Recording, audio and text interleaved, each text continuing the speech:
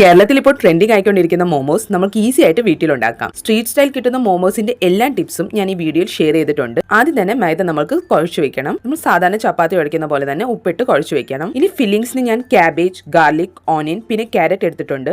ആദ്യം തന്നെ ചോപ്പ് ചെയ്ത് വെച്ച ഉള്ളിയും വെളുത്തുള്ളിയും ഇട്ട് വഴറ്റിയെടുക്കണം. പിന്നെ ബാക്കി പച്ചക്കറി ഇട്ട് കൊടുക്കാം. ക്യാബേജിന്റെ സ്ഥാനത്ത് നിങ്ങൾക്ക് ചിക്കൻ, പനീർ, സോയാബീൻ എടുക്കാം. ബാക്കി പ്രോസസ് എല്ലാം സെയിം തന്നെയാണ്. ഇതിൽ ഉപ്പും കുരുമുളകും ഇട്ട് നല്ല രീതിയിൽ വേവിക്കണം.